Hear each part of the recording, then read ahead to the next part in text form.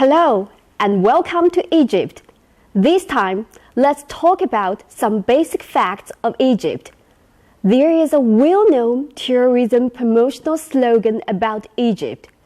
Egypt, where it all begins. This slogan is intended to highlight this North African country's historic status as a cradle of civilizations. Hearing this Egyptian tourism slogan, what is your mental picture? Harsh desert, historic relics, or mysterious pyramids? Right, the world has been entertained with the iconic images of Egypt from movies to magazines for years. Besides the stereotypes shaped by the media, we can witness many majestic scenes in Egypt. In this session, we will focus on its geographic feature, people, language, and attractions. Let's get started. Before the coronavirus crisis unfolded, a flight with a transfer to the Egyptian capital, Cairo, was 10 hours from Beijing, 25 hours from Tokyo, 7 hours from London, and 15 hours from New York. Apparently, Egypt is a remote country from China. Where exactly is Egypt? Egypt is mainly located in the northeastern corner of the African continent and also connected to Asia by a land bridge formed by the Sinai Peninsula on both the Red Sea and the Aqaba Gulf. Geographically, Egypt is a transcontinental country in North Africa and the Middle East. Egyptians operate the Suez Canal, which links the Mediterranean Sea to the Indian Ocean via the Red Sea. This man-made waterway creates a more direct route for shipping between Europe and Asia, effectively allowing for passage from the North Atlantic to the Indian Ocean.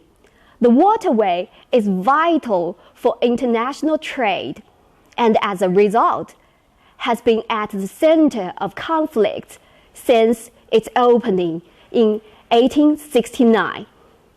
Next, let's talk about the local people. With 104 million people, Egypt is the most populous Arab nation and on the African continent. Only Nigeria and Ethiopia have a larger population than Egypt. Most of Egypt's landscape is desert, except for the Nile Delta and some oases. As a result, most Egyptians live in the fertile valley along the Nile. Almost all of the people in Egypt live on only 5% of the land area of the country.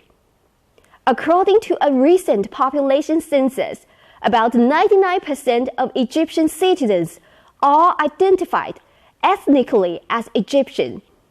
The largest ethnic minorities include the Turks, Greeks, and Bedouin Arab tribes in the Sinai Peninsula and the deserts to the east, as well as the Siwis in the Siwa Oasis region, and the Nubian people along the Nile.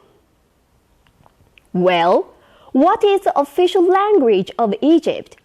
Today, most Egyptians speak Egyptian Arabic, which is one of the most widely understood varieties of Arabic in the Muslim world.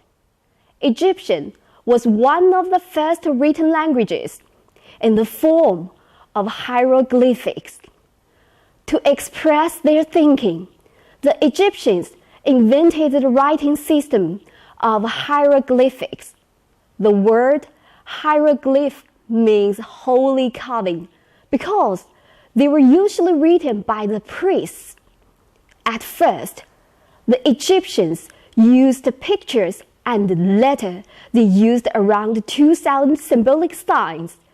Over time, the number of hieroglyphs was reduced and limited to about 700, and finally, the writing system evolved into an alphabet with only 24 glyphs. The Egyptians used hieroglyphs on their temple walls and public monuments. They carved them in stone, but also painted them on wood and other smooth surfaces. During such a long and incredible history, the ancient Egyptians produced some of the most famous monuments in the world, among which many have survived the ages. At present, 7 locations across Egypt have been included in the UNESCO World Heritage Property List, and people all over the world are guardians of these memorials in modern times.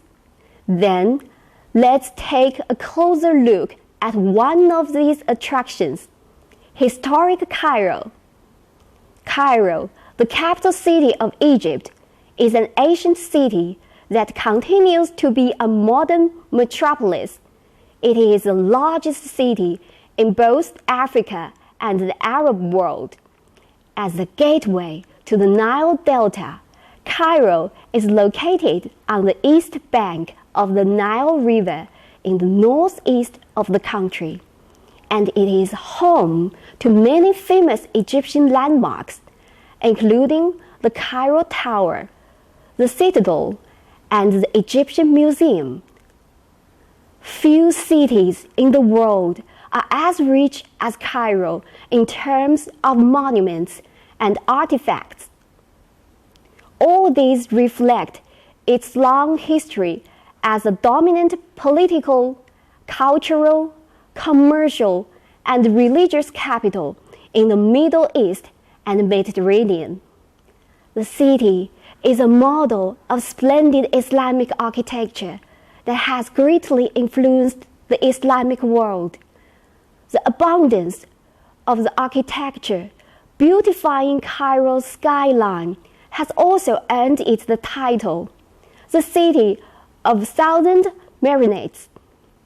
Well, we have had a quick and thorough look at Egypt from its location, people, language, and tourist attractions. I hope you now have a better understanding of Egypt after this session. See you next time.